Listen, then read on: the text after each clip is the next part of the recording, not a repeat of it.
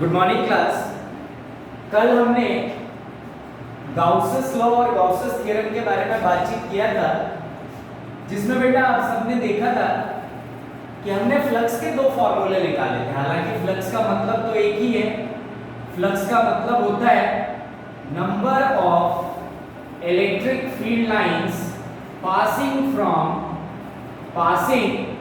From any given area. ये हमने flux की डेफिनेशन पढ़ी थी। अब फ्लक्स के ना दो फॉर्मूले हैं, दोनों को कॉन्जुगेटली समझने की कोशिश करना। दोनों में से कोई भी अप्लाई हो सकता है, ठीक है। डिपेंड करता है कि तुम्हारा सिचुएशन कैसा है। तो फ्लक्स का एक फॉर्मूला हमने देखा था बिल्कुल शुरुआत में कर्व्ड सरफेस के लिए, E vector dot dA vector. ये आया था एक फॉर्मूला फ्लक्स का। और दूसरा फॉर्मूला जो फ्लक्स का आया था वो आया था बेटा तुम्हारा net charge inside the Gaussian surface divided by epsilon naught। ठीक है, तो जो बात याद रखनी है वो ये याद रखनी है कि इस dA का मतलब होता है area of Gaussian surface, area of Gaussian surface, और इस qnet का मतलब होता है charge inside the Gaussian surface, charge inside the Gaussian surface। तो ये टर्म जो है इसको याद रखना। आज हम पढ़ेंगे बेटा कि कुछ एप्लीकेशंस होती है गाउसेस लॉ की, वो बेसिकली थ्योरम जैसा न्यूमेरिकल की फॉर्मेट में आता है, जिसमें सबसे पहला न्यूमेरिकल है जिसको अपन देखेंगे वो ये है। Write down question, find the electric flux, find the electric flux, find the electric flux through a cuboid, find the electric flux through a cuboid if charge is placed, if charge is placed at the center of the cuboid, if charge is placed at the centre of the cuboid. तो देखो situation कुछ ऐसा है कि हमारे पास मान लो इस तरीके का एक क्यूबॉइड है और क्यूबॉइड के अंदर एक चार्ज प्रेजेंट है बेटा। यहाँ बिल्कुल सेंटर में एक क्यू चार्ज प्रेजेंट है और हमें इस सिचुएशन में इलेक्ट्रिक फ्लक्स की वैल्यू फाइंड करनी है। तो हम सब जानते हैं कि फ्लक्स का मतलब होता है number of electric field lines passing from any given area. तो इसका ये मतलब हुआ बेटा कि अगर मान लो हमारे पास ये क्यूबॉइड है और चार्ज बिल्कुल सेंटर में प्रेजेंट है, तो जो नेट फ्लक्स होगा phi net is equals to, simple सी बात है, नेट चार्ज कितना है q, तो फ्लक्स कितना हो जाएगा q बाय एप्सिलॉन नॉट। ये हो गया आपका एक पार्ट। समझना बात को ध्यान से। फ्लक्स का मतलब होता है number of electric field lines passing from any given area. तो अगर इसके इलेक्ट्रिक फील्ड लाइंस निकलेंगे बेटा तो वो सभी एरिया से पास होंगे, और चूंकि सेंटर पे है चार्ज बेटा, तो जितने भी फील्ड लाइंस इस एरिया से पास होंगे उतने ही फील्ड लाइंस इस एरिया से, उतने ही फील्ड लाइंस ऊपर वाले एरिया से, उतने ही फील्ड लाइंस नीचे वाले एरिया से, उतने ही फील्ड लाइंस आगे से, और उतने ही फील्ड लाइंस पीछे से। अगली चीज ये है कि हमसे कई बार कहता है कि find the electric flux, find the electric flux through any face. हमें किसी एक फेस से इलेक्ट्रिक फ्लक्स निकालना है। तो बहुत आसान है बेटा, समझने की कोशिश करना। हमारे पास टोटल मिला के यहाँ पे 6 फेसेस हैं, तो हर फेस से बराबर पास होगा। मतलब टोटल फेसेस से अगर q बाय एप्सिलॉन नॉट है, ठीक है बेटा, तो 6 फेसेस से कितना हो जाएगा बेटा 5 is equals to q by 6 epsilon naught. इसका ये मतलब हुआ बेटा, नोट डाल के हम लिख देते हैं कि for n number of faces, for n number of faces the flux will be, the flux from each phase, flux from each phase will be, क्या हो जाएगा बेटा हमारे पास, ये हो जाएगा flux is equals to q by n epsilon naught। तो ये आएगा हमारे पास फ्लक्स का फार्मूला, इसको ध्यान से समझ के रखना। अब अगर मान लो 10 फेस है, तो 10 फेस अगर है तो टोटल फ्लक्स तो कितना हो जाएगा बेटा? टोटल फ्लक्स तो तुम्हारा यही होगा Q बाय एप्सिलॉन नॉट। और अगर मान लो 10 फेस है हमारे पास और किसी एक फेस से, मतलब फ्लक्स थ्रू ईच फेस अगर निकालना है, ईच फेस, तो क्या आ जाएगा बेटा? Flux through each face will be Q by 10 epsilon naught. एकदम सिंपल, ठीक है भाई। तो ये ध्यान रखेंगे कि अगर मान लो n नंबर ऑफ फेसेस है बेटा, तो फ्लक्स की वैल्यू कितनी हो जाएगी? Q by n epsilon naught. और अगर 10 फेस है, मतलब जो भी n की वैल्यू है, जितने भी फेसेस है उसको पुट करो। ये सब चीजें तभी पॉसिबल है बेटा जब चार्ज एकदम सेंटर पे हो। क्लियर हो गई बात? तो ये एक एप्लीकेशन था। अब एक और एप्लीकेशन देखते हैं। मान लो हमारे पास लेटरल फेस में एक क्यूबॉइड है, इस तरीके से एक क्यूबॉइड रखा हुआ है। मान लो इस तरीके से ऐसे एक क्यूबॉइड रखा हुआ है, ठीक है। और इस क्यूबॉइड के सेंटर से कुछ a/2 डिस्टेंस ऊपर एक चार्ज रखा है Q।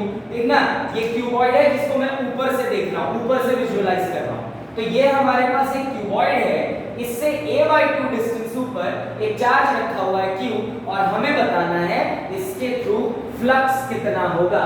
Flux through each face. Write down the statement of question. Find the flux, find the flux through each phase. Find the electric flux, find the electric flux through each phase. हमें हर face के along electric flux find करना है। तो देखो बेटा, जब ऐसा situation हो तो हमें एक मेथड लगाना होता है, जिस मेथड का नाम है सिमेट्रिक मेथड। अब याद रखना, सिमेट्री का मतलब होता है बेटा mirror image. Symmetry word means mirror image, ठीक है। तो अब देखो, मैं कुछ कंस्ट्रक्शन करूंगा, मैं कोशिश करूंगा कि ये चार्ज ना सेंटर पे आ जाए। तो देखो क्या करना है अपन को बेटा, जैसा ये सरफेस है ना, इस चार्ज से a/2 डिस्टेंस ऊपर मैं एक ऐसा ही सरफेस बनाने की कोशिश करता हूं। तो ये हो गया तुम्हारा as it is same to same surface, ठीक है। और अगर एक चीज तुमको याद हो तो फ्लक्स जो होता है बेटा, वो हमेशा क्लोज्ड सरफेस के लिए डिफाइन होता है, कभी भी ओपन सरफेस के लिए फ्लक्स डिफाइन नहीं होता। तो अगर अपन देखें बेटा, तो अभी नीचे एक है और ऊपर एक है, पर अभी भी ये फोटो क्लोज नहीं है। तो मैं क्या करूंगा, इस चार्ज से राइट साइड और लेफ्ट साइड में भी ऐसा ही सेम टू सेम सरफेस बना दूंगा a/2 डिस्टेंस पे। तो ऐसा ही अगर सरफेस बनाए तो कुछ इस तरीके का हो जाएगा। ये अगर देखा जाए तो ये ऐसा। अब अगर तुम ध्यान से देखो बेटा, तो ये सरफेस, ये सरफेस, ये सरफेस, नीचे वाला, आगे वाला और पीछे वाला सब इक्वल आ गए, सिमेट्री हो गया। तो बस, और अगर देखा जाए तो इस सरफेस से चार्ज ऊपर वाले सरफेस से a/2 डिस्टेंस दूर, नीचे वाले से a/2 डिस्टेंस दूर, लेफ्ट से a/2, राइट से a/2, सामने से a/2 और बैक साइड के सरफेस से भी a/2। तो इसका मतलब चार्ज कहां पहुंच गया बेटा? सेंटर पे पहुंच गया। तो अगर चार्ज सेंटर पे पहुंच गया तो net flux is equals to कितना आ जाएगा? Q by epsilon naught. और अगर फ्लक्स थ्रू ईच फेस निकालना है, फ्लक्स थ्रू ईच फेस अगर निकालना है, तो हमें पता है यहाँ पे n इज इक्वल्स टू कितना है बेटा? 6। और ईच फेस के लिए फ्लक्स निकालने का फॉर्मूला होता है Q by n epsilon naught. तो फ्लक्स इज इक्वल्स टू कितना आ जाएगा बेटा?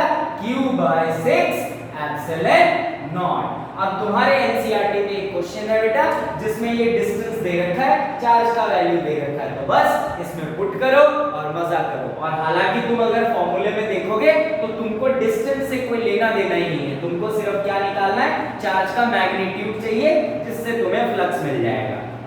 अगला सवाल देखते हैं सिमेट्री मेथड से ही बेटा। मान लो तुम्हारे पास एक हेमीस्फीयर है। If we have a hemisphere, तो मान लेते हैं ये हमारे पास एक हेमीस्फीयर है, इस तरीके से, और चार्ज हेमिस्फीयर के बिल्कुल सेंटर पे रखा हुआ है जिसका नाम क्या है बेटा, Q। तो हमेशा याद रखना ये सब मेथड तभी एप्लीकेबल है बेटा जब चार्ज सेंटर पे हो। अगर चार्ज सेंटर पे नहीं होता है तो फिर हमें दूसरे मेथड को समझना पड़ता है, उसको आगे समझेंगे। तो अगर सिमेट्री लगाया जाए तो मैं क्या करता हूं बेटा, फ्लक्स निकालना है मुझे, तो find the flux, find the flux for given situation, given situation, हमें इस सिचुएशन में फ्लक्स निकालना है। तो बहुत आसान बेटा, सिमेट्री मेथड लगा लेते हैं। जैसा ये हेमिस्फीयर है वैसा ही हेमिस्फीयर मैं क्या करता हूं, ऊपर बना देता हूं। तो जैसे ही हमने हेमिस्फीयर ऊपर बनाया बेटा, अब ये क्लोज्ड सरफेस हो गया, तो अब फ्लक्स निकल सकता है।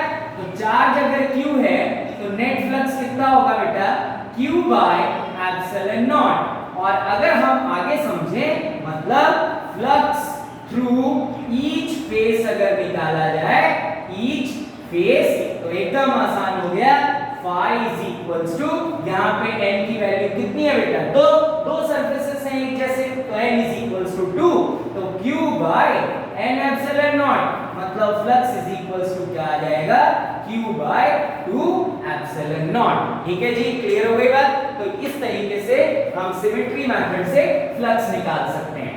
अब अगली सिचुएशन समझो, देखो ये Q by 2 एप्सिलॉन नॉट या Q by 6 एप्सिलॉन नॉट, मतलब अगर यहाँ किया जाए तो Q by 6 एप्सिलॉन नॉट आया था हमारा। ये अगर तुम देखो ना बेटा, तो ये जो इक्वेशन है ये प्रेजेंट कर रही है कि नंबर ऑफ लाइंस जो है दोनों सरफेस से इक्वली डिस्ट्रीब्यूट होंगे। अगर total Q by epsilon not था तो एक फेस से Q by 2 एप्सिलॉन नॉट, अगर total flux Q by epsilon not था तो 6 फेस है तो हर फेस से Q by 6 एप्सिलॉन नॉट होगा। और फ्लक्स का मतलब ही क्या होता है बेटा, number of electric field lines passing from any given area. ठीक है जी। अब देखो अगली बात, जहां दिक्कत आती है वो दिक्कत क्या है उसको अपन समझेंगे। मान लो मेरे पास ये एक हेमिस्फीयर है इस तरीके से, और अब चार्ज यहाँ पे है लेट सपोज Q। ठीक है जी। या मान लो हमारे पास एक हेमिस्फीयर है और चार्ज जो है वो यहाँ पे है Q। अब अगर हमसे कहता है फ्लक्स निकालने को बेटा, तो अब फ्लक्स का फॉर्मूला ये वाला नहीं हो सकता। मतलब अगर तुम ये लिख दो flux is equals to Q by 2 epsilon naught symmetry लगा के भी, या flux is equals to Q by epsilon naught, तो इन दोनों में से कोई भी फॉर्मूला यहाँ पे एप्लीकेबल नहीं है। क्लियर हो गई बात। देखो अगर ऐसा सिचुएशन आता है तो अगर मान लो number of electric field lines निकालें, तो number of electric field lines जो इनके बीच बीच में है, मान लो ये एंगल अल्फा है, ठीक है, तो यहां से लेके यहां तक जितने भी इलेक्ट्रिक फील्ड लाइंस निकलेंगे वो सब इससे पास होंगे। इसी तरीके से अगर यहां से लेके यहां तक जितने भी, अगर मान लो ये एंगल अल्फा है तो जितने भी इलेक्ट्रिक फील्ड लाइंस सब अल्फा एंगल के बीच बीच में होंगे बेटा, सिर्फ और सिर्फ वही इलेक्ट्रिक फील्ड लाइंस यहां से पास होंगे। तो अगर तुम देखो ध्यान से, तो अब तुम अगर क्लोज करना चाहोगे इसको तो वो पॉसिबल नहीं है। तो जब ऐसी सिचुएशन होती है बेटा, तो हमें इस हिसाब से नहीं चलना होता। ऐसी सिचुएशन के लिए हम एक कॉन्सेप्ट को समझने की कोशिश करेंगे, जिस कॉन्सेप्ट का नाम है इनकम्प्लीट फ्लक्स। तो सब लोग अब हेडिंग डालेंगे incomplete flux. Write down incomplete flux, incomplete flux. तो देखो बेटा इनकम्प्लीट फ्लक्स क्या होता है, इसको मैं डिराइव करूंगा। अगर तुम्हारे डेरिवेशन समझ में आ जाए तो बड़ी अच्छी बात है। हालांकि जेईई एडवांस में पूछा गया है इनकम्प्लीट फ्लक्स के बारे में पूरा डिराइव करने को, पर अगर तुमको डेरिवेशन ना याद रहे तो बस तुमको फॉर्मूला याद रखना है। उससे पहले छोटी सी बात, देखो बेटा इस तरीके का जो स्ट्रक्चर होता है इसको अपन कोन कहते हैं। और मान लो मैंने यहाँ सेंटर से एक लाइन खींच दी, तो कोन का जो पूरा एंगल होता है, इस पूरे एंगल को कहा जाता है वर्टेक्स एंगल, और आधे एंगल को कहा जाता है, मान लो ये थीटा और ये अल्फा है, तो अल्फा को कहा जाता है बेटा सेमी वर्टेक्स एंगल। ठीक है जी। तो टोटल एंगल ऑफ कोन जो होता है उसको अपन कहते हैं वर्टेक्स एंगल, और आधे एंगल को कहते हैं बेटा सेमी वर्टेक्स एंगल। तो अब हम समझने की कोशिश करते हैं कि इनकम्प्लीट फ्लक्स क्या होता है, उसके लिए कैसे अप्रोच किया जाए, क्या बातचीत होती है, इसको समझते हैं। तो हमारा अगला हेडिंग है बेटा इनकम्प्लीट फ्लक्स। इनकम्प्लीट फ्लक्स समझना जरा ध्यान से। मैंने कहा कंसीडर अ पॉइंट चार्ज, एक पॉइंट चार्ज को कंसीडर करो from which electric field lines are coming out। हम सबको पता है कि पॉजिटिव चार्ज के लिए जो इलेक्ट्रिक फील्ड लाइंस होती हैं बेटा वो बाहर को निकलती हैं। तो मान लो यहाँ पे हमारे पास एक पॉजिटिव चार्ज है Q, और इस पॉजिटिव चार्ज से हर डायरेक्शन में इस तरीके से इलेक्ट्रिक फील्ड लाइंस जो है वो फॉर्म हो रही हैं। क्लियर है बात सबको? इस तरीके से इलेक्ट्रिक फील्ड लाइंस हमने बाहर की तरफ या वीकेंड से आउटवर्ड हमने निकाल दिया ऐसे। क्लियर हो गई बात सबको? अब अगर मैं मान लो यहाँ पे एक रिंग कंसीडर करता हूँ इस तरीके से, अगर लेट सपोज मैं एक रिंग कंसीडर करता हूँ बेटा, तो सबको दिख रहा होगा कि तुम अगर रिंग कंसीडर करते हो तो क्या है बेटा कि जितने भी इलेक्ट्रिक फील्ड लाइंस यहाँ से निकल रहे हैं वो सारे के सारे इलेक्ट्रिक फील्ड लाइंस इस रिंग से क्रॉस नहीं करेंगे। ठीक है बेटा? तो इसलिए इसको इनकम्प्लीट फ्लक्स जैसा कहा जाता है। और अलग-अलग सिचुएशंस में जब मैं डिराइव कर दूंगा तब तुमको क्लियर होगा कि कैसे सिचुएशन में इसको अप्लाई किया जाता है। अभी के लिए समझे, इस पॉजिटिव चार्ज से हर डायरेक्शन में इलेक्ट्रिक फील्ड लाइंस इस तरीके से फॉर्म हो रही है। मैंने क्या किया, ऊपर के पार्ट पे एक रिंग को कंसीडर कर लिया, तो हम लिख देंगे यहाँ पे consider a ring from which all the electric field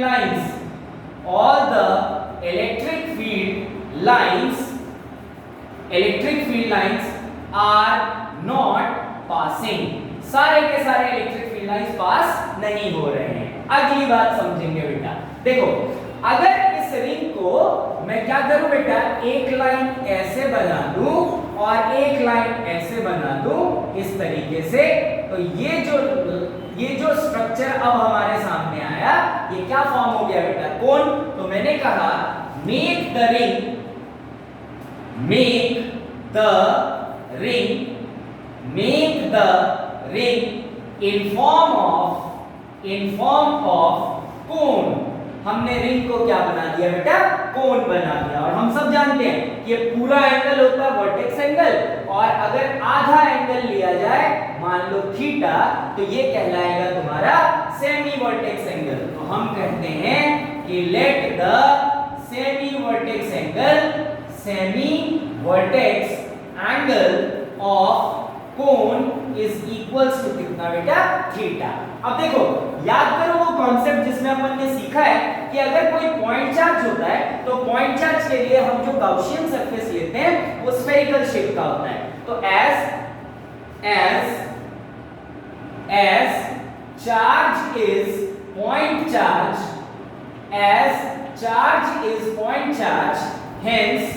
hence consider and spherical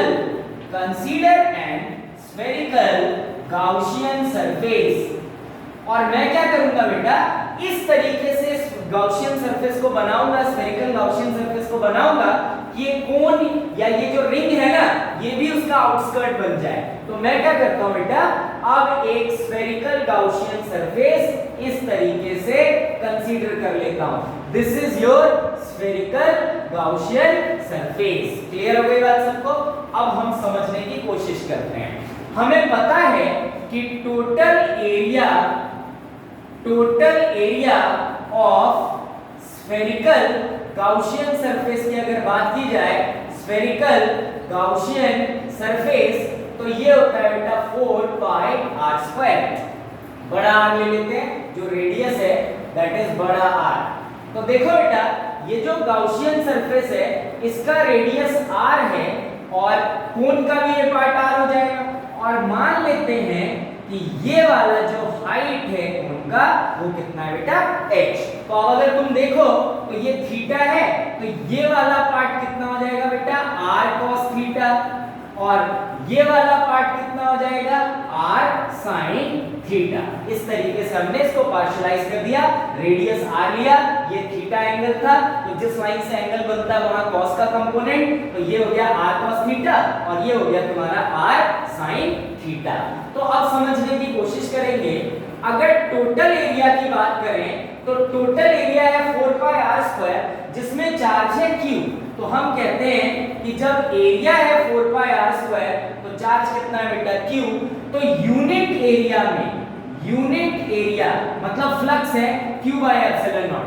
total area अगर 4 पाई r स्क्वायर है तो फ्लक्स है q बाय एप्सिलॉन नॉट। तो फ्लक्स थ्रू यूनिट एरिया अगर मैं निकालूं, फ्लक्स थ्रू यूनिट एरिया की अगर बात की जाए तो फ्लक्स थ्रू यूनिट एरिया कितना हो जाएगा बेटा q by 4 pi r square और साथ में क्या दोस्तों एप्सिलॉन नॉट। तो अब देखो ये सब करने का क्या मतलब है हमारा। अगर तुम ध्यान से देखो तो अगर मैं टोटल एरिया की बात कर रहा हूं तो फ्लक्स है q बाय एप्सिलॉन नॉट। तो यूनिट एरिया से अगर फ्लक्स की बात की जाए तो वो हो जाएगा q by 4 pi r square epsilon naught. तो अब अगर मान लो इस रिंग को देखा जाए बेटा, इस रिंग को, तो ये रिंग जो है ये इसी का पार्ट है, तो रिंग को मैंने बेसिकली कोन फॉर्म करा दिया। तो अब मेरा टारगेट क्या है कि अगर टोटल एरिया से फ्लक्स पता है, यूनिट एरिया से फ्लक्स पता है, तो अगर मैं कोन का एरिया निकाल दूं तो कोन से फ्लक्स पता लग जाएगा और बाद में इंटीग्रेट कर देंगे तो इनकम्प्लीट फ्लक्स का कुछ टर्म आ जाएगा। क्लियर बात सबको? तो मेरा अब क्या टास्क है बेटा, मेरा टास्क है इस कोन का एरिया फाइंड करना। तो मैं यहां लिख देता हूं we have to find the area of cone, we have to find the area of cone which is a part of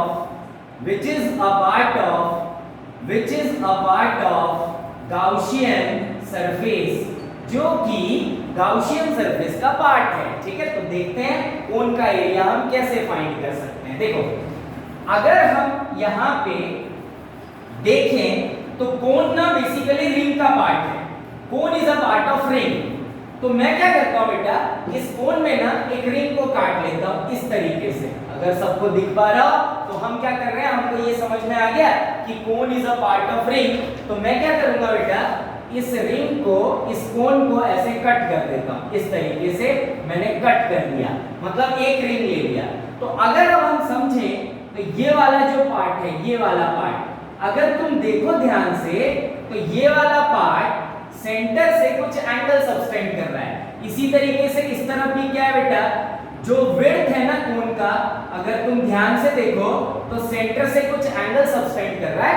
मान लो ये एंगल कितना है बेटा, अल्फा। तो अगर ये एंगल अल्फा है तो इसका कुछ विड्थ है, ये विड्थ जो है बेटा वो लेट सपोज कुछ एंगल सबटेंड कर रहा है डी अल्फा, बिल्कुल जरा सा पार्ट है ये। तो बेसिकली ये जो विड्थ है ये आर्क की तरह एक्ट करने लगेगा। This width will act like a arc. तो हम निकाल सकते हैं, हमें पता है formula, angle is equals to क्या होता है बेटा, आर्क बाय रेडियस। तो अगर इसके विड्थ को सिर्फ समझा जाए तो ये एंगल कितना सबटेंड कर रहा है, डी अल्फा, और इस आर्क इसका रेडियस जो है वो कितना है बेटा, आर। तो आर्क डिवाइडेड बाय आर, मतलब आर्क इज इक्वल्स टू क्या आ गया, आर डी अल्फा। अब मैं इसको यहां बनाने की कोशिश करता हूं। तो ये ना कुछ इस तरीके का है, इस तरीके से अगर देखा जाए तो ये। और अगर आपको 11th क्लास का सेंटर ऑफ मास वाला पार्ट याद है बेटा, तो सेम ऐसे ही काम हम करते हैं। ठीक है, तो ये वाली जो चीज है ये हो गई तुम्हारी r sin थीटा, और ये जो विड्थ आई है ये क्या है, ये r d अल्फा। तो अब अगर तुम ध्यान से देखोगे ना तो ये रिंग बेसिकली एक सिलेंडर की तरह एक्ट करने लग गया। तो हम यहाँ लिख लेते हैं रिंग, क्योंकि हाइट आ गई इसकी, तो ring will act like a cylinder. Ring will act like a cylinder. और हम सब जानते हैं बेटा कि सिलेंडर के अगर एरिया की बात की जाए तो 2 पाई RH होती है सिलेंडर की एरिया।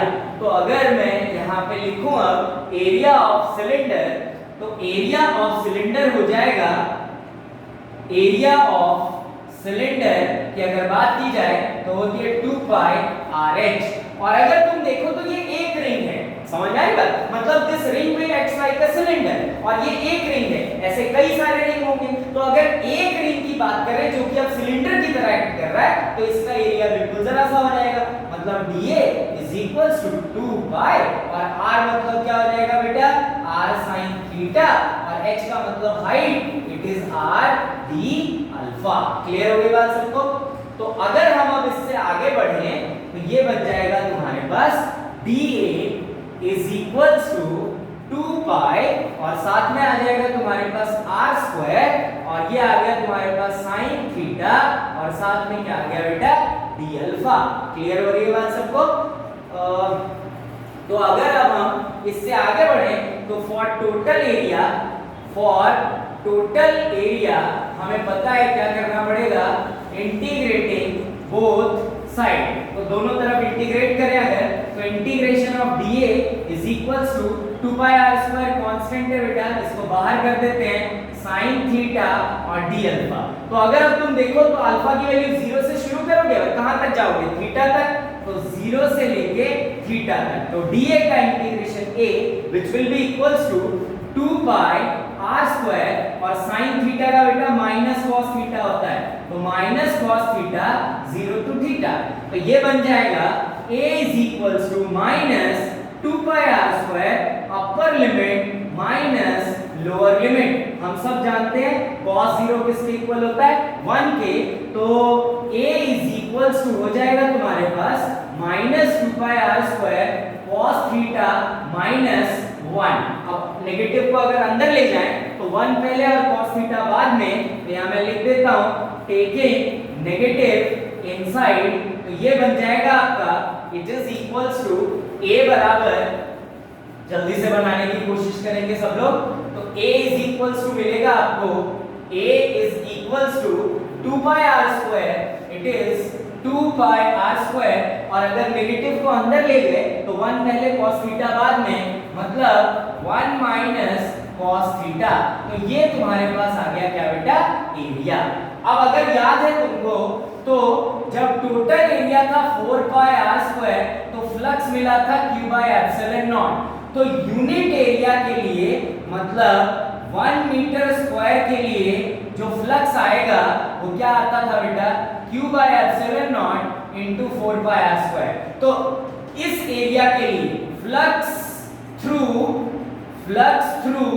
एरिया A किसके इक्वल आ जाएगा बेटा, q by epsilon not 4 pi r square multiply 2 pi r square 1 minus cos theta. अब अगर देखें तो फ्लक्स इज इक्वल्स टू क्या आ जाएगा बेटा, r स्क्वायर से r स्क्वायर कैंसिल, पाई से पाई कैंसिल, 2 1 जा 2 2 2 जा 4, तो फ्लक्स इक्वल्स टू आ गया q by 2 epsilon naught 1 minus cos theta.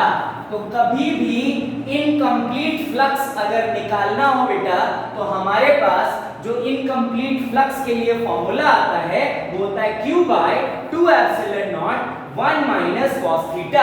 अब एक चीज याद रखना, यहाँ पे थीटा का मतलब है बेटा क्या, semi vertex angle, semi vertex angle.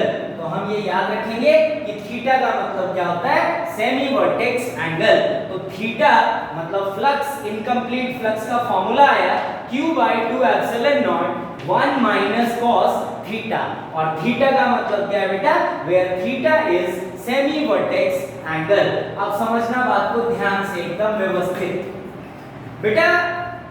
जो इनकम्प्लीट फ्लक्स का तुमने फॉर्मूला निकाला, वो फॉर्मूला आया flux equals to q by 2 epsilon naught 1 minus cos theta. ये फॉर्मूला तभी एप्लीकेबल है, याद रखना, this formula is applicable only if cone forms. ये तभी एप्लीकेबल है जब क्या फॉर्म हो बेटा, कोन फॉर्म हो। तो अब मैं फटाफट इसका एग्जांपल बताता हूं।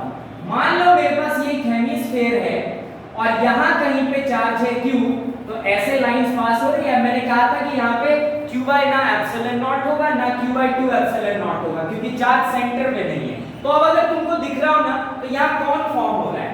तो मान लो ये एंगल है, लेट्स सपोज कुछ एंगल है 120 डिग्री, भाई 180 से कम ही होगा तो 120 मान लेते हैं।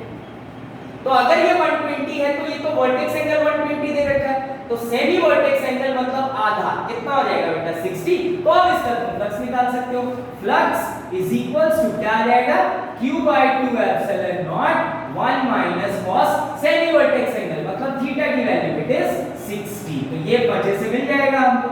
इसी तरीके से अगर मान लो यही चार्ज इनसाइड हो बेटा, अगर लेट्स सपोज यही चार्ज इनसाइड हो, तो हम कहेंगे कि ये है तुम्हारे पास हेमीस्फीयर और चार्ज लेट्स सपोज यहाँ पे है q, तो यहाँ से लाइन और यहाँ से लाइन। तो मैंने कहा कि यहाँ पे होने पे तो समझ में आता था q बाय 2 एप्सिलॉन नॉट होगा, पर अगर यहाँ है बेटा और मान लो ये एंगल है कुछ लेट्स सपोज अल्फा, तो अगर इसका सेमी वर्टेक्स एंगल देखा जाए तो इट इज अल्फा बाय 2। तो हम फ्लक्स निकाल सकते हैं। Flux is equals to q by 2 epsilon naught 1 minus cos alpha by 2। Clear बात? तो याद रखना ये सब चीजें तब एप्लीकेबल हैं, या फ्लक्स का ये फॉर्मूला तब सिर्फ एप्लीकेबल है बेटा जब कोन फॉर्म हो। अगर कोन फॉर्म नहीं होता तो फिर हम इस फॉर्मूले को अप्लाई नहीं करेंगे। तो अगले वीडियो में हम इसके कुछ न्यूमेरिकल समझने की कोशिश करेंगे। बहुत इंपॉर्टेंट है बेटा, इसको बहुत ध्यान से बार बार रिवाइज करो और समझने की कोशिश करना।